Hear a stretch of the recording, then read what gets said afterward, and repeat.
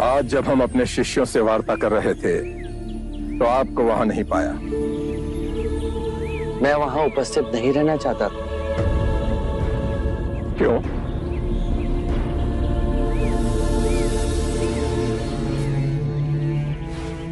आप अपने शिष्यों को संबोधित कर रहे थे।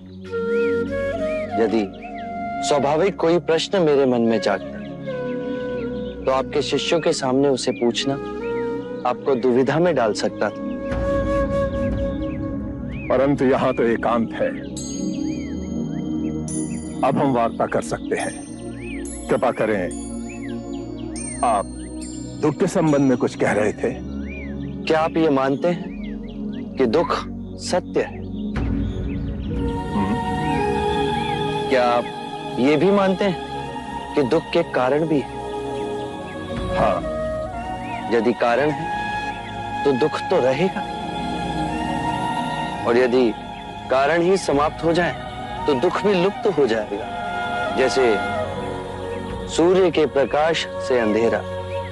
आप सुनी सुनाई बातें नहीं कहते, अपने गहन अनुभव के आधार पर कहते हैं। आप धर्म और सिद्धांत की नहीं, देखी हुई बातें कहते हैं। आपने कहा कि मुक्ति का मार्ग है अपने विवेक को जगाना और गूढ़ ध्यान में लिप्त हो जाना, जिससे मनुष्य स्वयं को और इस संसार को भली भांति समझ सकता है। परंतु एक प्रश्न है, ये जो सारी विधियां हैं, रीतियां हैं, पूजा पाठ हैं, क्या ये सब व्यर्थ है?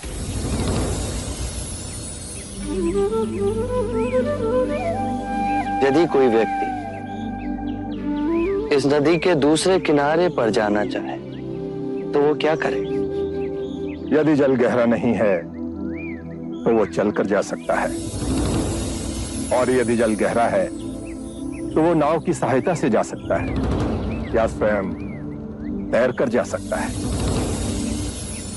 यदि वो चलना ना चाहे और ना ही तैरने को तैयार हो और ना ही नाव ले जाने को तैयार हो, और वो कहे कि मैं प्रार्थना करता हूं इस नदी का दूसरा किनारा स्वयं चलकर मेरे पास आ जाए, तब तो ऐसे व्यक्ति को मूर्ख कहेंगे, महामूर्ख। इसी प्रकार यदि व्यक्ति अज्ञान और भ्रांति को अपने विवेक से मिटाएगा नहीं तो परम आनंद और मुक्ति के दूसरे छोर पे कैसे पहुंच पाएगा? चाहे वो पूजा करे या अनुष्ठान या व्रत करे या किसी नीति पर चले, वो इस किनारे ही रहेगा। हमने सारे शास्त्रों को पढ़ा, उन पर व्याख्या की, परंतु जीवन के इतने जटिल सत्य को इतनी सरलता से किसी ने नहीं समझाया, किसी ने नहीं समझाया। आप इस भटकती मानवता को परम ज्ञान का मार्ग दिखाएंगे। आप करुणा के सागर हो। हे बुद्ध, आप हमें अपना अनुयायी स्वीकार करें। बुद्धं शरणं गच्छामि।